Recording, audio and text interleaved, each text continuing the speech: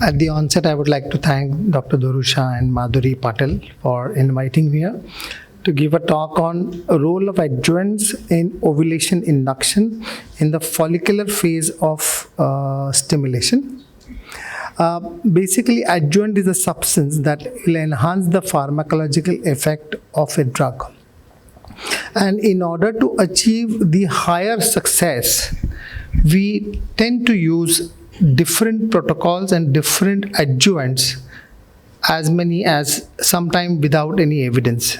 So this again goes without any saying that this adjuvant, if we practice, it will be much successful. The problem is in Indian society, the patient is in big hurry, and if you tell them to lose 10 kgs, they will prefer the next door IVF center who does not bother about what is the BMI, and they will start off the treatment.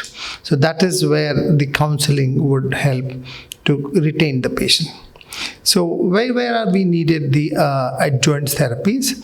In infertility, in clomiphene citrate resistance, insulin resistance and hyperinsulinemia, obesity, androgen excess, to reduce the metabolic syndrome, and others are something like antioxidant, and most important is a mitochondrial energizer.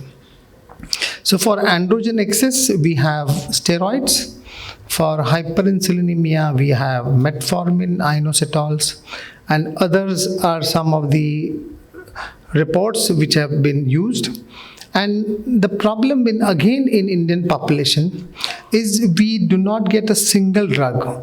Very few times we get a mixture of drugs.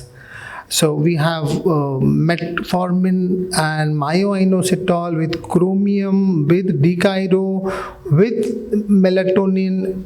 So where we have hardly any control.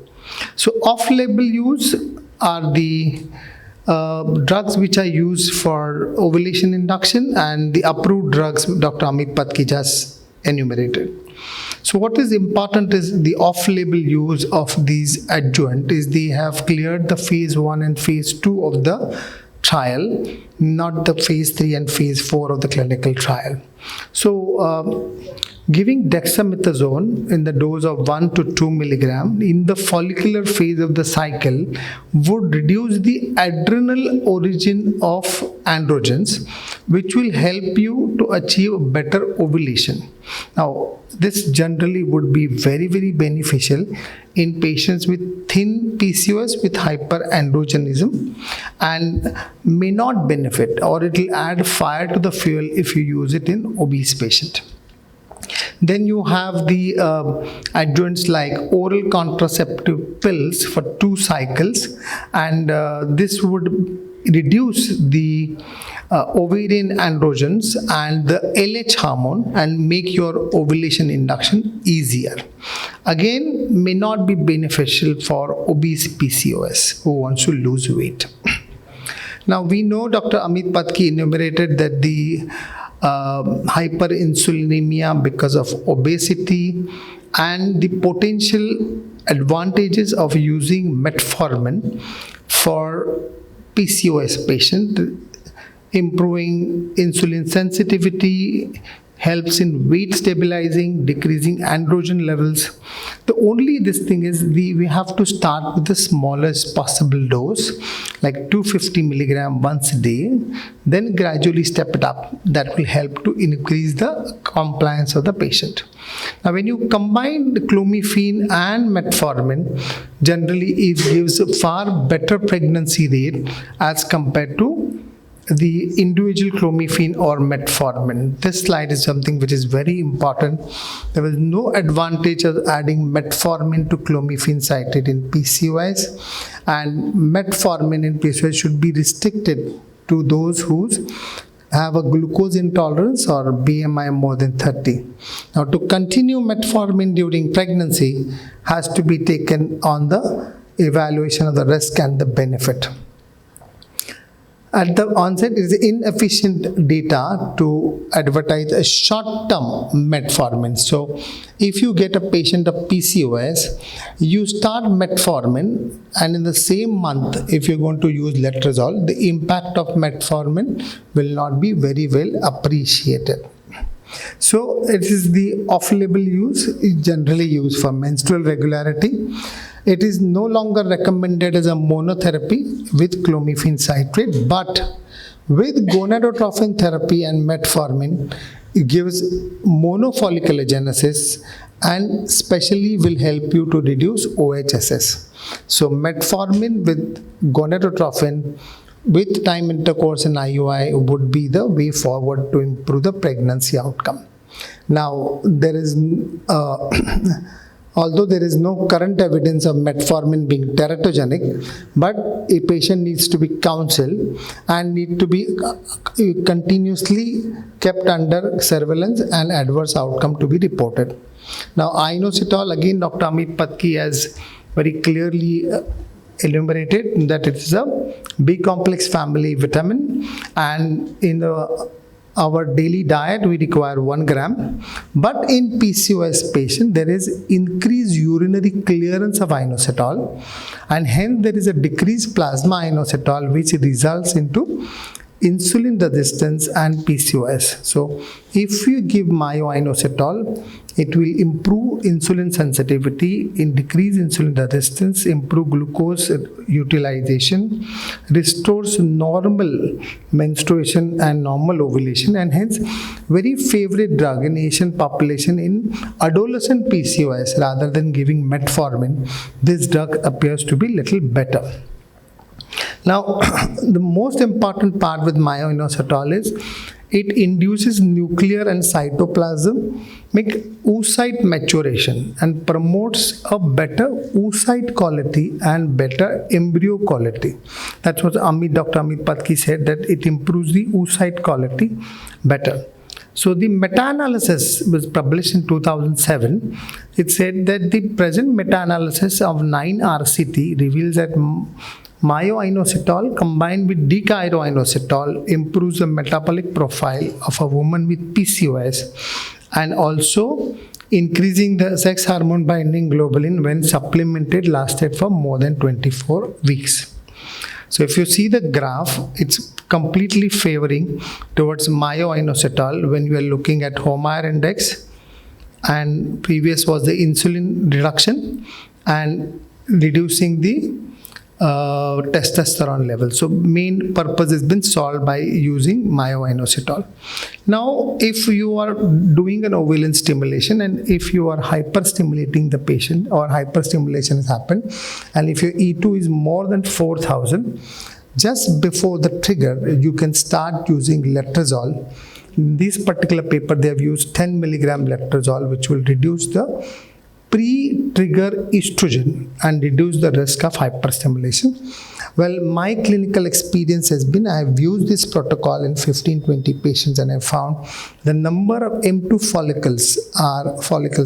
eggs are little lesser on the number.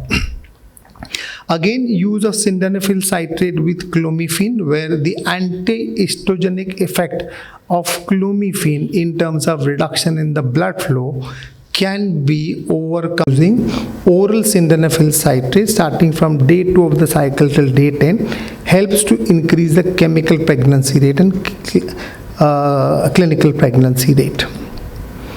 Vitamin D, we know that any disease you take and you do vitamin D, it is going to come low, but this is how the parameter is. It is going to affect the androgens level and ovulatory infertility, and when you give vitamin, it will stimulate the expression of insulin receptor. One more drug, N-acetylcysteine. The only problem is there are no long-term big head-to-head trials. So it's not that N-acetylcysteine versus vitamin D trial has been conducted. So it's very difficult to say that which drug to be promoted or not to be promoted. So N-acetylcysteine 600 milligram 2 times a day improves insulin sensitivity, decrease androgen levels, prevent follicular cohort atresia, and improves ovulation rate and pregnancy rate, and may benefit in improving the associated endometrial problems. So helps in improving insulin sensitivity and helps in improving the ovarian response. Again, we have to remember new drug melatonin. Now, we have a particular molecules in which poor ovarian reserve patient are also given melatonin. So basically the receptors are identified on the anterior pituitary and the ovary. It helps in follicular development, ovulation and maturation, and is basically a free radical scavenger. So basically very, very powerful antioxidant, and the production of melatonin is on the lower side because melatonin will reduce after seeing the blue light. So late night mobile phones, computers, all will reduce the melatonin secretion, and the ROS production at the level when the follicle is growing and around the time of ovulation, that ROS production can be taken care by using melatonin and helps in improving the quality of the oocyte. Again, my clinical experience is not everybody is very comfortable when you give melatonin to them. Around 2 to 3% of the patient will develop some kind of side effects with melatonin. So again, no clarity regarding the benefits of melatonin to PCOS. Then they found chromium picolinate. They found that the patient who are on parenteral nutrition were developing hyperinsulinemia, and when they give chromium picolinate, it improves insulin sensitizer. So this is an additional medicine with metformin, myoinositol would help in improving. Coenzyme Q10, simple antioxidant, mitochondrial energizer, but the dose what is needed, that needs to be identified before we give. Generally we, in the combinations, what the dose is very, very minuscule. So the new drug is alpha lipoic acid, also has been tried in terms of improving the result. So it helps in reducing the reactive oxygen species and helps in improving the outcome. Now some of the herbal preparations, okay, something like turmeric has been used, cinnamon has been used. Cinnamon has been used and found to reduce not even the insulin resistance but helps in reduction the LH surge. Zinc, flax seeds, magnesium combination with zinc, vitamin E. So these are the adjuvants which we can use in the follicular phase of the cycle.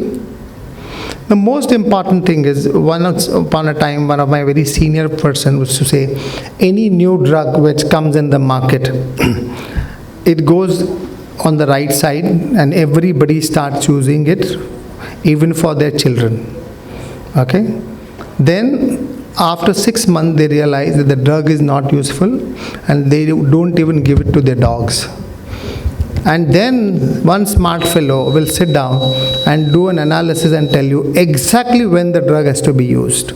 So hence, please don't be in a hasty position to start any adjuvants or any new drug which comes to the market which pharma tells you to use it. Please take some efforts to read about it, find out does it really help, and then only use it for your betterment of the future. Thank you very much for your patient hearing.